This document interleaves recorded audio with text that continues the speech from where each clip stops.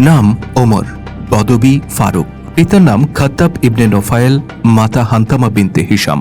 জন্ম কোরাইশ বংশের বনু আদি গোত্রে। পিতা খাত্তাব ছিলেন কোরাইশ বংশের একজন বিশিষ্ট ব্যক্তি।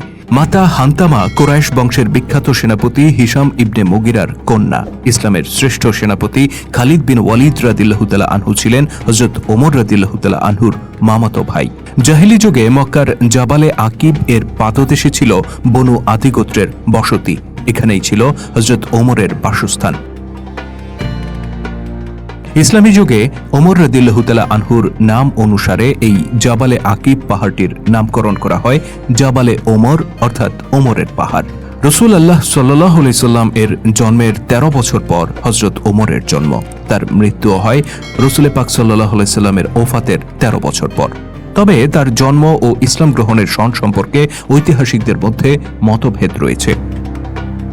বিভিন্ন গ্রন্থের বর্ণনা অনুসারে হযরত ওমরের গায়ের রং ছিল উজ্জ্বল গৌরবর্ণ।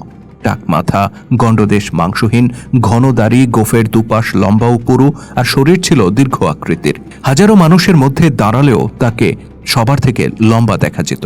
হযরত ওমরের জন্ম, শৈশব, কৈশোর সম্পর্কে খুব বেশি তথ্য পাওয়া যায় না। তবে এতটুকু জানা যায় তিনি ছিলেন একজন একরোখা স্বভাবের বালক। তিনি মক্কার নিকটবর্তী দাজনান নামক স্থানে পিতার ওট চড়াতেন। নিজের খেলাফতকালে তিনি একবার এই মাঠ অতিক্রম করছিলেন। তখন সঙ্গীদের কাছে বাল্যকালের স্মৃতিচারণ করে তিনি বলেছিলেন, এমন এক সময় ছিল যখন আমি পশমি জামা পরে এই মাঠে প্রখর রোদে পিতা খাত্তাবের ওট চড়াতাম। খাত্তাব ছিলেন একজন কঠোর আর নিরস ব্যক্তি। ক্লান্ত হয়ে আমি একটু বিশ্রাম নিলে তিনি আমাকে নির্দয়ভাবে মারধর করতেন। কিন্তু আজ আমার এমন দিন এসেছে, এক আল্লাহ ছাড়া আমার উপর কর্তৃত্ব করার আর কেউ নেই। যৌবনের প্রারম্ভেই হযরত ওমর তৎকালীন অভিজাত আরবদের অবশ্য শিক্ষণীয় বিষয়াদি যেমন যুদ্ধবিদ্যা, কুস্তি, বক্তৃতা, বংশতালিকা শিক্ষা ইত্যাদি বিষয় আয়ত্ত করেন। বংশতালিকা বা নসবনামা বিদ্যা তিনি লাভ করেন উত্তরাধিকার সূত্রে। তার পিতা ও পিতামহ উভয়ে ছিলেন এই বিদ্যায় বিশেষ পারদর্শী। ওমর ছিলেন তার যুগের একজন শ্রেষ্ঠ কুস্তিগীর। আরবের উকাজ মেলায় তিনি কুস্তি লড়তেন। আল্লামা জুবিয়ানি বলেছেন, ওমর ছিলেন এক মস্ত বড় পালোয়ান। তাছাড়া ওমর ছিলেন জাহিলি আরবের একজন বিখ্যাত ঘোড়সওয়ার। আল্লামা জাহিজ বলেছেন, ওমর ঘোড়ায় চলে মনে হতো ঘোড়ার চামড়ার সাথে তার শরীর মিশে গিয়েছে। হযরত ওমরের মধ্যে কাব্য প্রতিভাও ছিল। তৎকালীন খ্যাতনামা কবিদের প্রায় সব কবিতা তার মুখস্থ ছিল। বাগ্মিতা ছিল তার সহজাত গুণ। হযরত ওমর রাদিয়াল্লাহু তাআলা আনহু ছিলেন মক্কার গুটি কয়েক শিক্ষিত ব্যক্তিদের একজন। বালাজুরি লিখেছেন, রাসূল করিম সাল্লাল্লাহু আলাইহি সাল্লাম নবুয়ত প্রাপ্তির সময় গোটা কোরাইশ বংশে মাত্র ১৭ জন ব্যক্তি লেখাপড়া জানতেন। তাদের মধ্যে ওমর ছিলেন একজন। ব্যবসা বাণিজ্য ছিল তৎকালীন আরব সমাজে অত্যন্ত সম্মানজনক পেশা। ওমর রাদিয়াল্লাহু তাআলা আনহুও ব্যবসা শুরু করেন এবং তাতে যথেষ্ট উন্নতিও করেন। ব্যবসা উপলক্ষে অনেক দূর দেশে তিনি গমন করেন এবং বহু জ্ঞানী গুণী ব্যক্তির সাথে মেলামেশার সুযোগ তার হয়েছিল। মাসুদি বলেন, ওমর রাদিয়াল্লাহু তাআলা আনহু জাহিলি যুগে ইরাক, সিরিয়ায় ব্যবসা উপলক্ষে ভ্রমণে যেতেন। ওমর রাদিয়াল্লাহু তাআলা আনহুর ইসলাম গ্রহণের ঘটনাটি ছিল অত্যন্ত চিত্তাকর্ষক। তার চাচাতো ভাই জায়েদ ছিলেন দ্বীনে হানিফের অনুসারী।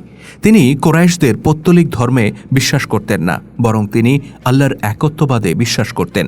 তবে ইসলামের দাওয়াত পাওয়ার আগেই তিনি মারা যান। জায়েদের কল্যাণে তার পরিবারে আল্লাহর একত্ববাদের বিষয়টি আগে থেকেই খুব বেশি আলোচিত ছিল।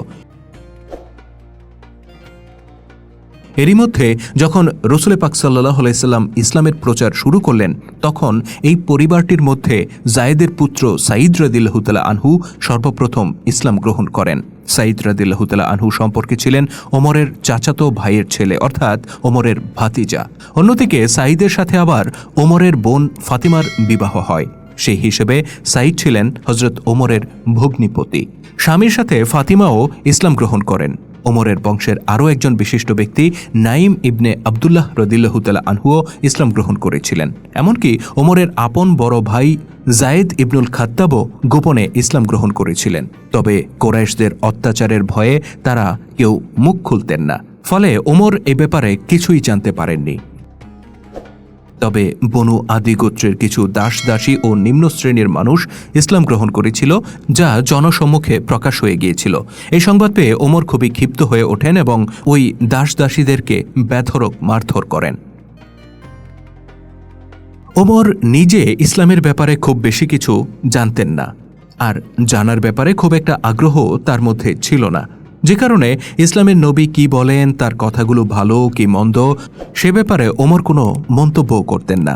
অন্যদিকে কোরাইশরা যে পৌত্তলিক ধর্মে বিশ্বাসী ছিল, সে ব্যাপারেও ওমর খুব একটা আগ্রহী ছিলেন বা শ্রদ্ধাশীল ছিলেন তাও নয়, যে কারণে মক্কায় ইসলামের প্রচার প্রসারে ওমরের তেমন কোনো প্রতিক্রিয়া ছিল না।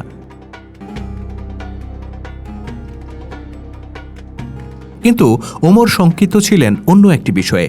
তিনি এই নতুন ধর্ম প্রচারের ফলে কোরাইশদের মধ্যে একটি অবক্ষয়, একটি ভাঙন দেখতে পান। তিনি দেখতে পান কোরাইশ যুবকেরা পিতামাতার অবাধ্য হয়ে পড়ছে, পিতামাতার নিষেধাজ্ঞা সত্ত্বেও তারা মুহাম্মদের ধর্মে যোগ দিচ্ছে। এ নিয়ে পরিবারগুলোতে ভয়ানক সংকট দেখা দিচ্ছে। দাস দাসীরা মনিবদেরকে অমান্য করছে, মনিবদের শাসন বারণ সত্ত্বেও নতুন ধর্ম গ্রহণ করছে। সর্বোপরি তিনি দেখতে পান কোরাইশ গোত্রের মানুষেরা দুটি দলে বিভক্ত হয়ে পড়ছে, তারা নিজেদের মধ্যে বিবাদে জড়িয়ে পড়ছে। কোরাইশদের মধ্যে যে ঐতিহাসিক ঐক্য ও সংহতি ছিল, যে ঐক্য আরবে তাদের শ্রেষ্ঠত্ব প্রতিষ্ঠিত করেছিল, সেই ঐক্য ক্রমেই ভেঙে পড়ছে। আর এই অবক্ষয়ের কারণ হিসেবে ওমর দায়ী করেন একমাত্র নবী মুহাম্মদ সাল্লাল্লাহু আলাইহি সাল্লামকে। সময়ের ব্যবধানে যখন এই সমস্যাগুলো চরম আকার ধারণ করল, তখন একদিন মেজাজি স্বভাবের ওমরের মাথায় রক্ত উঠে যায়। তিনি নিজের ঘরে যেয়ে তলোয়ার হাতে রওনা হয়ে যান আল্লাহর নবীকে হত্যা করার উদ্দেশ্যে। ওমর যখন খোলা তরবারি হাতে হন্তদন্ত হয়ে এগিয়ে চলেছেন, তখন পথিমধ্যে নাইম ইবনে আবদুল্লাহর সাথে তার সাক্ষাৎ হয়। আমরা আগেই বলেছি, নাইম রাদিয়াল্লাহু তাআলা আনহু গোপনে ইসলাম গ্রহণ করেছিলেন। তিনি কৌতূহলবশত জানতে চান, হে ওমর, কোথায় যাচ্ছ? ওমর বলেন, যাচ্ছি মুহাম্মদের রফাদফা করতে, তার কারণে কোরাইশরা আজ ধ্বংস হতে চলেছে। নাইম রাদিয়াল্লাহু তাআলা আনহু বলেন, ওমর, তুমি কি মনে করো তুমি মুহাম্মদকে হত্যা করলে তার গোত্র বনু হাশিম তোমাকে ছেড়ে দেবে? মনে রেখো, তারাও তোমাকে হত্যা করবে। হযরত ওমর তখন বলেন, মুহাম্মদ আর আমার এই দুইজনের মৃত্যুর মধ্য দিয়ে যদি কোরাইশদের মধ্যে শান্তি ফিরে আসে, তবে সেটাই হোক। নাইম রাদিয়াল্লাহু তাআলা আনহু দেখলেন একগুঁয়ে স্বভাবের ওমরকে কিছুতেই ফেরানো যাচ্ছে না। তখন তিনি ওমরের মনোযোগ নবী মুহাম্মদ সাল্লাল্লাহু আলাইহি সাল্লাম থেকে অন্যদিকে সরানোর জন্য বললেন, ওমর, মুহাম্মদের চিন্তা বাদ দাও, আগে নিজের ঘর সামলাও।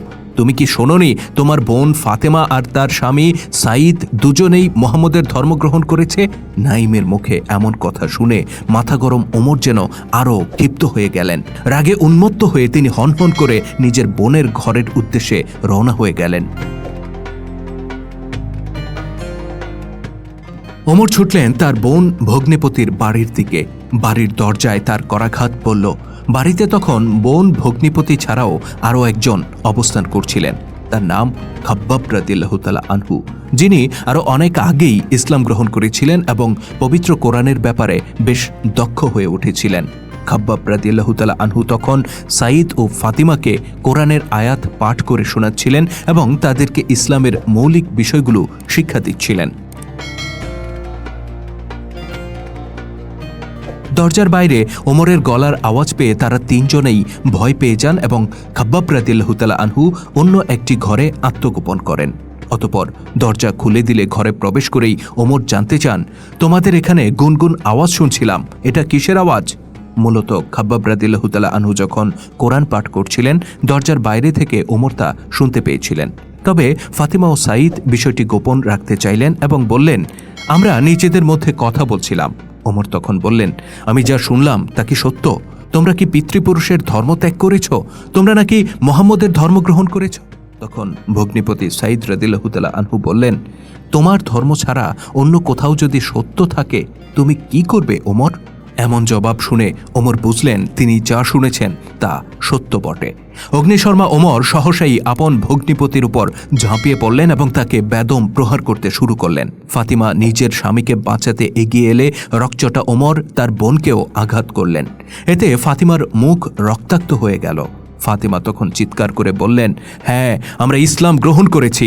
আমরা সাক্ষ্য দিয়েছি আল্লাহ ছাড়া আর কোনো ইলাহ নেই, আর মুহাম্মদ সাল্লাল্লাহু আলাইহি সাল্লাম আল্লাহর রসুল। তুমি যদি আমাদেরকে পিটিয়ে হত্যাও করে ফেলো, তবু আমরা আমাদের এই ধর্ম ত্যাগ করব না। বোন ফাতিমার কণ্ঠে এমন কথা শুনে ওমর খানিকটা হতভম্ব হয়ে পড়লেন। এই ঘটনার কিছুদিন আগে থেকেই ওমরের মধ্যে একটা ভাবান্তর সৃষ্টি হয়েছিল। কুরাইশরা মক্কায় মুসলিমদের উপর এত নির্যাতন করছে, এত উৎপীড়ন করছে, তারপরেও একজন মুসলিমও তাদের ধর্ম থেকে সরে আসেনি। তারা নীরবে সবকিছু মাথা পেতে নিয়েছে। প্রয়োজনে নিজেদের ঘরবাড়ি ছেড়েছে, পিতামাতা ছেড়েছে, কিন্তু নতুন ধর্মবিশ্বাস ছাড়েনি। এই ঘটনাগুলো পর্যবেক্ষণ করে হযরত ওমরের মধ্যে একটা ধাক্কা লেগেছিল। তিনি দ্বিধা দ্বন্দ্বের আবর্তে দোল খাচ্ছিলেন। তার প্রিয় ভগিনীর চোখ মুখের রক্ত, তার সত্যের সাক্ষ্য তাকে এমনই একটা ধাক্কা দিল যে তিনি হতভম্ব হয়ে পড়লেন। যে বোন কখনো তার সাথে উঁচু কণ্ঠে কথা বলেনি, এমনকি ওমরের বড় ভাই জায়েদও যেখানে ওমরকে সমীহ করে চলে, তাকে পরিবারের সবাই যেখানে ভয় পায়, সেখানে আজকে ফাতিমার এই সাহসী বক্তব্য ওমরকে হতবাক করে দেয়। তিনি বড় বড় কয়েকটি দম ফেলে ঘরে পাতা চৌকিতে বসে পড়লেন। ওমরের মনে হলো, আমাকে জানতে হবে কি সেই বাণী যা আমার ভগিনীকে এতটা সাহসী করে তুলেছে। ওমর বললেন, তোমরা যেটা পাঠ করছিলে, আমি বাইরে থেকে যেটা শুনছিলাম, সেটা আমার কাছে নিয়ে এসো তো। ফাতিমা বললেন, ওটা আল্লাহর পবিত্র কালাম, তুমি পাক পবিত্র হলে তবেই আমি তোমার হাতে তা দেব। ওমর বাধ্য বালকের মতো গোসল করে এলেন এবং ফাতিমা রাদিয়াল্লাহু তাআলা আনহা সূরা তহার কয়েকটি আয়াত লিখিত একটি কাগজ বা কাঠের টুকরো তার হাতে দিলেন। হযরত ওমর ধীরে ধীরে আয়াতগুলো পাঠ করলেন। প্রতিটি আয়াতের প্রতিটি শব্দ তার হৃদয়ের গভীরে রীতিমতো আলোড়ন সৃষ্টি করল। মুহূর্তে তার আত্মা যেন সত্যের আলোয় উদ্ভাসিত হয়ে উঠল। তিনি জানতে চাইলেন, এই কথাগুলোর কারণেই কি কুরাইশরা তোমাদের নবীর বিরোধিতা করে? ফাতিমা ও সাঈদ উত্তরে বললেন, হ্যাঁ, এই কথাগুলোর জন্যই তারা আমাদের বিরোধিতা করে। ওমর বললেন, আল্লাহর কসম, আসমান ও জমিনে এর চেয়ে উত্তম কথা আর কিছুই হতে পারে না। হযরত ওমর উঠে দাঁড়ালেন আর বললেন, আমাকে বলো মুহাম্মদ কোথায় আছে, আমি তার কাছে যাব আর নিজেকে তার কাছে সমর্পণ করব। ওমরের মুখে এই কথা শুনে তার বোন ভগ্নিপতি খুশিতে আত্মহারা হয়ে পড়লেন। আড়াল থেকে বেরিয়ে এলেন খাব্বাব রাদিয়াল্লাহু তাআলা আনহু। ওমর বললেন, ও খাব্বাব, তুমি তাহলে তখন এই বাক্যগুলো পাঠ করছিলে? খাব্বাব রাদিয়াল্লাহু তাআলা আনহু বললেন, হ্যাঁ। সুসংবাদ নাও ওমর, গত বৃহস্পতিবার আল্লাহ নবী তার প্রভুর কাছে দোয়া করে বলেছিলেন, ওমর ইবনুল খাত্তাব কিংবা আমর ইবনে হিশাম, এই দুইজনের একজনকে তুমি কবুল করো, তাদের যে কোনো একজনকে দিয়ে ইসলামকে শক্তিশালী করো। আল্লাহ তার নবীর দোয়া কবুল করেছেন, তিনি তোমাকে দিয়ে ইসলামকে শক্তিশালী করার সিদ্ধান্ত নিয়েছেন। খাব্বাব রাদিয়াল্লাহু তাআলা আনহু আরো বললেন, রাসূল সাল্লাল্লাহু আলাইহি সাল্লাম এখন সাফা পাহাড়ের পাদদেশে দারুল আরকামে আছেন, তুমি সেখানে গেলে তাকে অবশ্যই পাবে। ওমর রাদিয়াল্লাহু তাআলা আনহু যখন দারুল আরকামে পৌঁছলেন, তখন রাসূল সাল্লাল্লাহু আলাইহি সাল্লামের চাচা হামজা রাদিয়াল্লাহু তাআলা আনহু সহ আরো কয়েকজন সাহাবী ওই বাসায় পাহারারত ছিলেন। তলোয়ার হাতে ওমরকে এগিয়ে আসতে দেখে অন্য সাহাবীরা ভয় পেয়ে গেলেন, কিন্তু কুরাইশদের বীর হামজা রাদিয়াল্লাহু তাআলা আনহু বললেন, খাত্তাবের পুত্রকে ভেতরে আসতে দাও। যদি সে ভালো কিছু চিন্তা করে আসে তাহলে তা তার জন্য কল্যাণকর হবে, আর যদি মন্দ কোনো নিয়ত নিয়ে এখানে আসে তাহলে তার তলোয়ার দিয়েই আমি তাকে হত্যা করব। অতঃপর ওমর রাদিয়াল্লাহু তাআলা আনহুকে গৃহে প্রবেশ করতে দেয়া হলো। তাকে যখন রাসূল সাল্লাল্লাহু আলাইহি সাল্লামের কাছে নিয়ে যাওয়া হলো, তখন উপস্থিত সবাইকে অবাক করে দিয়ে ওমর রাদিয়াল্লাহু তাআলা আনহু বললেন, ইয়া রাসূলুল্লাহ, আমি আপনার উপর ঈমান এনেছি। আমি সাক্ষ্য দিচ্ছি আল্লাহ ছাড়া কোনো ইলাহ নেই, আর আপনি মুহাম্মদ তার প্রেরিত রাসূল। হযরত ওমর রাদিয়াল্লাহু তাআলা আনহুর এই ঘোষণায় উপস্থিত সাহাবীদের মধ্যে যেন আনন্দের লহরী বয়ে গেল। তারা খুশিতে একে অপরকে আলিঙ্গন করলেন এবং ওমর রাদিয়াল্লাহু তাআলা আনহুকে তার নতুন বিশ্বাসে স্বাগত জানালেন।